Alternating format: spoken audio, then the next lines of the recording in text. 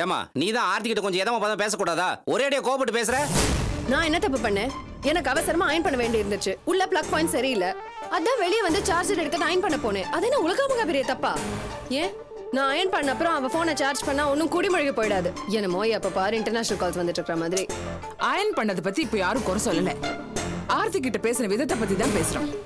நான் ஒன்னும் அவகிட்ட கோமா பேசல. அவ தான் முதல்ல என்ன வம்பு கிழித்தா. இல்லானோ இன்னைக்கு நீ தான் வம்பு கிழித்த. அயன் பண்றதுக்கு முன்னாடி ஆர்த்தி கிட்ட நான் அயன் பண்ணதுக்கு அப்புறம் நீ சார்ஜ் போடுன்னு ஒரு வார்த்தை சொல்லிக்கலாம்ல. இது என்ன வம்பா போச்சு? இது வீடு தானே, ஒன்னும் மிலிட்டரி கிரவுண்ட் இல்லையே எல்லாத்துக்கும் பயந்து பயந்து முறப்படி செய்யறதுக்கு. இங்க வராத்தா, யாரு உன்னை பயப்பட சொல்ல, பிரச்சனை வர பாத்துக்கன்னு தான் சொல்றோம்.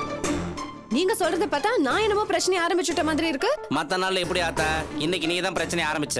அயன் பண்ண போறேன்னு ஒரு வார்த்தை சொல்லியிருக்கலாம். சரி அதுதான் இல்ல, ஆர்த்தி பேசும்போது கொஞ்சம் பொறுமையா பேசிருக்கலாம்ல. அப்படி நான் என்ன தப்பா பேசிட்டேன்? உனக்கெல்லாம் எதுக்கு செல்போனு, நீ வீட்டுல தானே இருக்க. அப்படி நல்லா பேசினா அவளுக்கு கோவம் வராதா? அவன் நல்ல நாளிலே பெரிய கோவக்காரி. இந்த பாருங்க, இந்த மாதிரிலாம் பேசாதீங்க. என்ன உங்க ஆர்த்திக்கு மட்டும் தான் கோவம் வருமா? மத்தவங்களுக்கு கோவம் வராதா? சரியில்லடா, பேசுறது எதுவுமே சரியில்லை. என்கிட்டயே இவ்வளவு கோவமா பேசுறா, ஆர்த்தி கிட்ட எப்படி பேசிருப்பா? என்ன அத்தை இது, நீங்களும் நியாயமே இல்லாம பேசுறீங்க. நான் என்ன காரணமே இல்லாம சண்டை போடுவேனா இல்ல கோவமா தான் பேசுவேனா? நான் என்ன முட்டாளா இல்ல சண்டைக்காரியா? பேசுற விதம்னு ஒண்ணு இருக்குல்ல, என்கிட்ட பேசுற விதமே சண்டை போடுற மாதிரி இருக்கு. பிரச்சனை குறைக்கிற மாதிரி இல்லையே. இப்ப புரியுதா அத்தை? நான் மனுவை கல்யாணம் பண்ணிக்கிட்ட கோவம் உங்க அடி மனசுல இன்னும் ஒளிஞ்சிருக்கு. அதுதான் இப்ப உங்க பேச்சு வெளிப்படுது. அந்த மாதிரி எதுவும் கிடையாது. இங்க வரனு, எங்க அக்கா அந்த மாதிரி பேசுற ஆள் கிடையாது. இன்னைக்கு பிரச்சனை நீ தான் ஆரம்பிச்ச, அதனாலதான் சொன்னோம். யோ, என்ன ஊர்ல இருந்து வந்ததும் உன் வேலையை ஆரம்பிச்சிட்டியா? அது இல்லடா மனு. யோ, உன் வேலை என்னமோ அதை பார்த்துட்டு போக வேண்டியதானே. ரெண்டு பொம்பளைங்களுக்குள்ள சண்டைனா அதை வேடிக்கை பார்த்துட்டு போக வேண்டியதானே. நல்லா இருக்க குடும்பத்தை கெடுக்க வந்துட்டியா? வேலைக்காரனுக்கு உறவு முறை கொடுத்தா இப்படிதான் நடக்கும். போதும். இந்த வீட்டுல வேலைக்காரன் முதலாளின்னு யாரும் கிடையாது. எல்லாரும் கஷ்டப்பட்டுட்டு தான் இருக்கோம். அதை யாரும் மறந்துட வேண்டாம். இத பாருமா, பல முறை ஆர்த்தி தப்பு பண்ணிருக்கா. அப்ப எல்லாம் நான் அவளை தான் கண்டிச்சிருக்கேன். உன்னை ஒரு வார்த்தை கூட கேட்டது கிடையாது. ஆனா இப்ப தப்பு உன் மேல, அதனாலதான் உன்னை கேட்டேன். வீட்டை விட்டு போன ஆர்த்தியை இன்னும் காணோம். போனை வேற எங்கேயும் வச்சுட்டு போயிட்டா. அந்த பதட்டத்துல நான் இருக்கேன். நீங்க என்னடானா வீட்டுல இருக்கிற ஒத்த ஆம்பளை பிள்ளை கூட பிறந்த தங்கச்சி காணோன்னு பதறி போய் தேடுவானா? அதை விட்டுட்டு பெருசா நியாயம் பேசுறா. ராஜேந்திரா, நீ வாடா, நம்ம போய் தேடுவோம். இருக்கா நீ இங்கே இருக்கா, நான் ஆர்ஜியோட ஃப்ரெண்டு வீட்டுல போய் பார்த்துட்டு வந்துடுறேன், கவலைப்படாதக்கா.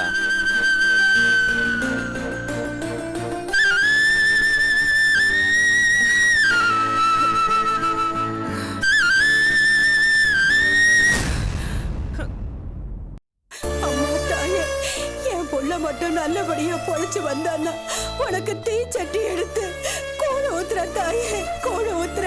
அம்மா, என் பிள்ளைய காப்பாத்து. ஒன்னும் ஆகாது, கவலைப்படாத. டாக்டர் எதுவும் சொல்ல மாட்டேங்கிறாரு. எப்படி கவலைப்படாம இருக்க முடியும்? நிக்கிறா பாருங்க. அட பாவி, ஒன்னால தாண்டா இப்படி ஆச்சு. என் புள்ளைய கொல்ல பாத்தியே, நீ நல்லா இருப்பியாடா? நீ நல்லா இருப்பியா?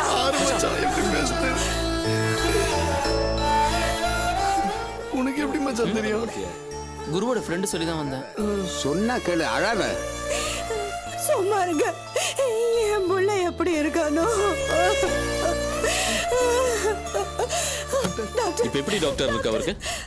இப்ப பேஷண்ட் ஓகே, நீங்க போய் பார்க்கலாம். அதான் உன் மாவன் பொழைச்சிட்டான்ல, எதுக்கு புலம்புற? பேசாம இரு.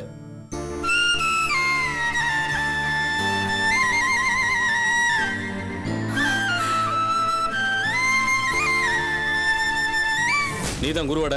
ஆமாங்க சார். ஏன்டா அறிவில்லை உனக்கு? மாடு மாதிரி வளர்ந்துருக்க, விஷம் குடிக்கிற அளவுக்கு என்னடா பிரச்சனை உனக்கு? நீ விஷம் குடிக்கிறதுக்கு யாரா காரணம்? நீயா குடிச்சே இல்ல வேற யாராவது கொடுத்தாங்களா?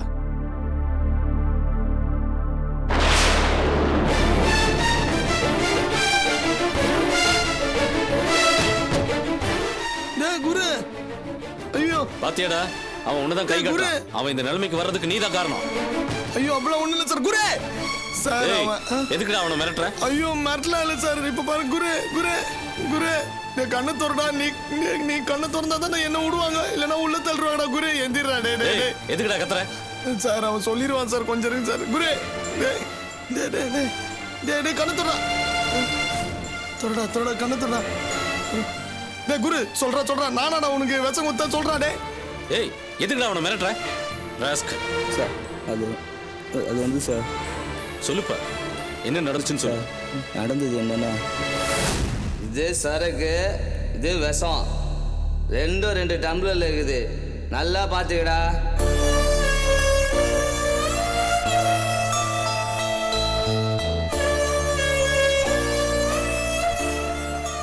ஆத்தி ராஜேஷ் வாழை பிடிக்காம விஷத்தை குடிச்சிட்டான்.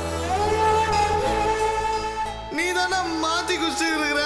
அப்படியா சொல்ற? நேதிரே நொப்படியா சொல்ற. அதானே நோர தப்புது உனக்கு. இதான் சார் நடந்தது. அவன் மேலே எந்த தப்பும் இல்லை சார். அவன் ஒன்றும் பண்ணாதீங்க சார்.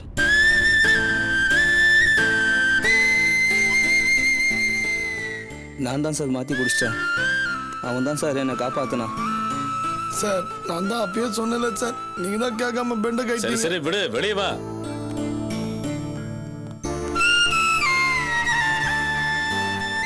சார் அவர் மேலதான் எந்த தப்பும் இல்லைன்னு தெரிஞ்சு போச்சுல, அவரை விடுங்களேன். நான் அவனை விடுறது ஒரு பக்கம் இருக்கட்டுமா, நீ ஒரு விஷயத்த நல்லா யோசனை பண்ணி பாரு. உன் மேல அவன் எவ்வளவு பாசம் வச்சிருந்தா அவன் உயிரை விடுற அளவுக்கு துணிஞ்சிருப்பான். நீ படிச்ச பொண்ணு தானே, இது கூடவா உன்னால புரிஞ்சுக்க முடியாது? கொஞ்சம் அனுசரணையா போக கத்துக்கமா. நல்லா எடுத்து சொல்லுங்க சார். உங்க மாதிரி ஆளுங்க சொன்னாவது அது கேக்குதான்னு பார்க்கலாம். ஏ நீ பேசார முட்டாள். இதுக்கெல்லாமா சாவ துணிவாங்க? உயிர் அவ்வளவு ஈஸியா போச்சு உனக்கு? நான் நியாயமா உன்னை தற்கொலை கேஸ்ல புக் பண்ணிருக்கணும். சார் அவரை ஏன் சார் திட்டுறீங்க? பாவம் வேற வழி தெரியல, அதான் அப்படி பண்ணிருக்காரு. நீ யாரியா? நான் இவரோட மச்சான். அது உன் தங்கச்சியா? அவளுக்கு முதல்ல புத்தி சொல்லியா? எல்லாம் வந்து சேர்ந்தீங்க பாரு. இந்த மாதிரி பைத்தியக்காரத்தனமான வேலையெல்லாம் இனிமேலாவது செய்யாத. கான்ஸ்டபிள் வாங்க.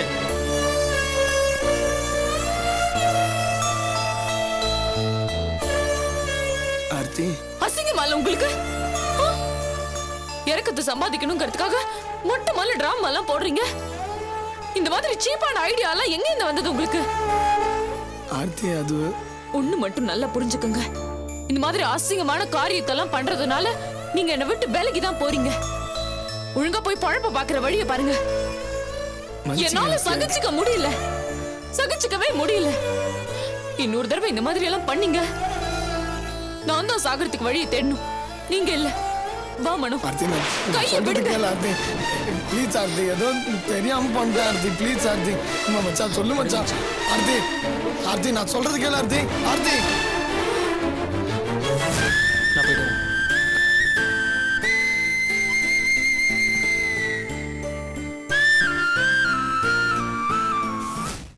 ஏமா நாங்க தான் எங்க பிளாட்டை விற்க முடியாதுன்னு சொல்லியாச்சு. திரும்ப அதை பத்தியே பேசி உயிர் எடுக்கிறீங்க. என்ன நீங்க தான் சார் பேச வைக்கிறீங்க. ஒத்துக்கிட்டு வாக்கு கொடுத்துட்டு அதுக்கப்புறம் அது மீறி நடந்தா நான் மறுபடியும் வந்து பேச வேண்டியதா தானே இருக்கு. தபர்மா அது எங்க இடம், அதை விற்கிறதா வேண்டாமான்னு முடிவு பண்ண வேண்டியது நாங்க. எங்களுக்கு விற்க இல்லைன்னா விட்டுற வேண்டியது தானே. அது எப்படி சார்? நீங்க 10 பேரும் ஒத்துக்கிட்டு எங்களுக்கு விற்கிறதுக்கு சம்மதம் சொன்னீங்க. அதன் பேர்ல தானே காமன் அக்ரிமெண்ட் போட்டோம். ஆனா ரெஜிஸ்ட்ரேஷன் பண்ணும்போது நீங்க 3 பேரும் வரல. அதான் அன்னைக்கே சொன்னேன்லம்மா, தொல்காப்பியன் வந்து மிரட்டினார்னு. இல்ல, உங்களை தொல்காப்பியன் மிரட்டல. இன்னும் சொல்ல போனா யாரும் உங்களை மிரட்டல. இன்னும் சொல்ல போனா எனக்கு வேண்டாதவங்க யாரோ உங்களை தூண்டி விட்டுருக்கணும், இல்ல உங்களுக்கு அதிகமான பணத்தாசையை காமிச்சிருக்கணும். ஆக மொத்தம் இதுக்கு பின்னாடி யாரோ இருக்காங்க, அது மட்டும் உறுதி. இஷ்டத்துக்கு கற்பனை பண்ணி பேசாதம்மா. எங்க பின்னாடி அப்படி யாரும் இல்லைன்னு சொல்றோம்ல. அம்மா விற்க இஷ்டம் இல்லைன்னா போங்களேம்மா. ஏமா சும்மா தொந்தரவு பண்றீங்க? என்ன பேசுறீங்க நீங்க? நீங்க வாக்கு கொடுத்ததுனால தானே அந்த பேச்சை நம்பி கோடிக்கணக்கான பணத்தை இந்த ப்ராஜெக்ட்ல இன்வெஸ்ட் பண்ணிருக்கேன். இப்ப அது பாதியில நின்னா யாருக்கு நஷ்டம் சார்? உங்க இஷ்டத்துக்கு சரின்னு சொல்றதும் அதுக்கப்புறம் முடியாதுன்னு சொல்றதும் என்ன அர்த்தம் சார்? இதெல்லாம் ஒண்ணு சரியில்லை. இத பாருங்க, காமன் அக்ரிமெண்ட்ல நீங்க 3 பேரும் கையெழுத்து போட்டிருக்கீங்க. அதை வச்சு என்னால கோர்ட்டுக்கு போக முடியும். ஆனா அது கொஞ்சம் டைம் ஆகும். இன்னொரு வழி கூட என்கிட்ட இருக்கு. அது என்ன தெரியுமா? உடனடியா எனக்கு வேலை நடக்கணும்னா ரவுடிங்ல வச்சு உங்களை காலி பண்ண வச்சிருவேன். என்ன பண்ணட்டுமா? அதுதான் ஒர்க் அவுட் ஆகும். எனக்கு வேற வழியே தோணல. ரவுடிங்களா? ஏமா நீ ஒரு பொம்பளையா இருந்துகிட்டு ரவுடி வச்சு மிரட்டும் அப்படி இப்படின்னு பேசிட்டு இருக்கியே, என்னமா இது? இப்படி பேச வெக்கமா இல்ல? வெக்கமா தான் இருக்கு சார். ஆனா என்ன பண்றது? நீங்க எல்லாம் படிச்சவங்க, நல்ல உத்தியோகத்துல இருக்கீங்க. ஆனா எப்படி நடந்துட்டு இருக்கீங்க? ஒரு பொண்ணு கிட்ட வீட்டை விக்கிறேன்னு வாக்கு கொடுத்துட்டு காமன் அக்ரிமெண்ட்ல கையெழுத்து போட்டிருக்கீங்க. எல்லா விதத்திலயும் அவளை நம்ப வைக்கிறீங்க. அவ உங்களை நம்பி பல கோடி ரூபாய் இன்வெஸ்ட் பண்ண பிறகு ரெஜிஸ்ட்ரேஷனுக்கு போகாம வரிசையா போய் சொல்லி காலை வாரி விட்டு குழி பறிக்கிறீங்க. அப்படிதானே? உங்க படிப்புக்கும் வயசுக்கும் தகுதிக்கும் ஏத்த மாதிரி நீங்க யாரும் ஜென்டில்மேனா நடந்துக்கல. ஆனா நான் மட்டும் பொம்பளையா நடந்துக்கணும். நல்ல பொம்பளையா ஜென்டில் உமனா நடந்துக்கணுமா? அவசியமே இல்ல. நான் இந்த மாதிரி நடந்துக்கணும்னு விரும்பல. ஆனா நீங்க தான் என்ன இந்த மாதிரி நடந்துக்க வைக்கிறீங்க. நான் இந்த மாதிரி நடந்துக்க வேண்டாம் நீங்க நினைச்சா நீங்க முதல்ல ஜென்டில் மேல மாறுங்க. அப்படி மாறாத வரைக்கும் என்கிட்ட இருந்து நாசுக்கையும் நாகரிகத்தையும் நீங்க எதிர்பார்க்காதீங்க.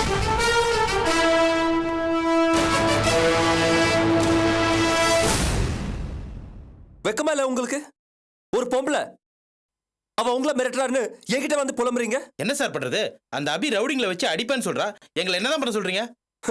அடிப்பேன்னு சொல்லி மிரட்டினதுக்கே இவ்வளவு பயப்படுறீங்களா? என்ன சார் சொல்றீங்க? அடி வாங்கின பிறகு புலம்ப தானே முடியும். ஒருவேளை ரவுடிங் அடிச்சு உயிர் போயிட்டா? மை காட், என்ன தைரியம்! ஏன் சார் ஒருத்த மிரட்டினா உடனே பயந்துருவீங்களா? அப்படி இருந்தா உலகத்துல எப்படி சார் வாழ முடியும்? ஆளுக்கு மிரட்டி சாவடிச்சிடுவாங்க. சார் நீங்க ஒரு தொழிலதிபர் சார். இது உங்களுக்கு சாதாரணமா படலாம். ஆனா நாங்க மிடில் கிளாஸ், மாச சம்பளம் வாங்குற எம்ப்ளாயி. இந்த மாதிரி விஷயம் எல்லாம் எங்களுக்கு புதுசு. நாங்க பயப்பட தானே சார் செய்வோம். இது பாருங்க சார், பயமுறுத்துற எல்லாராலையும் உண்மையிலே பயமுறுத்த முடியாது. அது ஒரு டெக்னிக்.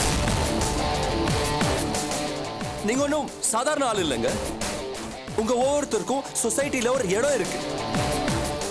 அதுக்கு மேல உங்க கூட நான் இருக்கேன். 10 அபி சேர்ந்தாலும் ஒரு ஆதிக்கு இணையாக முடியாது. அவர் 2 ரவுடி அமிச்சா நான் 100 ரவுடி அனுப்புவேன். அது அவளுக்கும் தெரியும். சோ அபி எனக்கு எதிரா அவ்வளவு சீக்கிரம் எதுவும் பண்ண மாட்டான். அவளோட பயத்தை மறைக்கதான் உங்க எல்லாரையும் மிரட்டிருக்கா. அது முதல்ல நீங்க புரிஞ்சுக்கோங்க. அது சரி சார், காமன் அக்ரிமெண்ட் நாங்க கையெழுத்து போட்டிருக்கோம். அதை வச்சு கோர்ட்டுக்கு போவேன் அவ சொல்றா. இது பாருங்க, அந்த பூச்சாண்டியெல்லாம் நான் பாத்துக்கிறேன். நீங்க என்ன சார் இவ்ளோ பயந்தவங்களா இருக்கீங்க? நான் இருக்கேன், டோன்ட் வரி. எல்லாத்தையும் நான் பாத்துக்கிறேன். ஓகே சார், நீங்க இவ்வளவு தூரம் சொல்றீங்க. நீங்க இருக்கிற தைரியத்துல தான் நாங்க போறோம். நோ ப்ராப்ளம், தைரியமா இருங்க, நான் இருக்கேன். ஓகே போங்க. வரேன் சார். ரிலாக்ஸ்.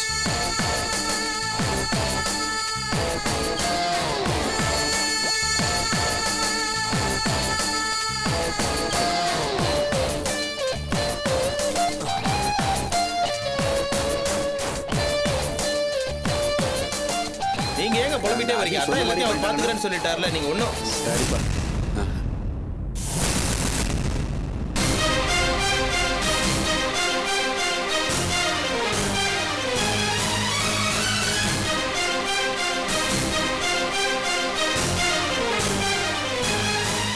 உங்களை யார் தூண்டி விட்டுருக்காங்கன்னு இப்ப எனக்கு நல்லா புரியுது. போங்க சார். அது அட போங்க சார்.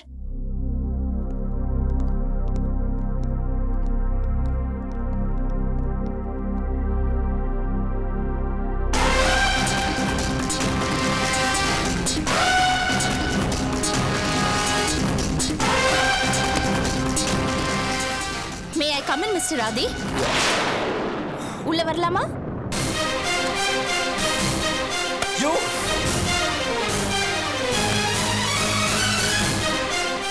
இப்ப போனாங்களே அந்த பயந்தாங்களைங்க, அவங்களுக்கு நீதான் தலைவனா? தனியா வந்திருக்கேன். இப்ப மிரட்டு மிரட்டியா?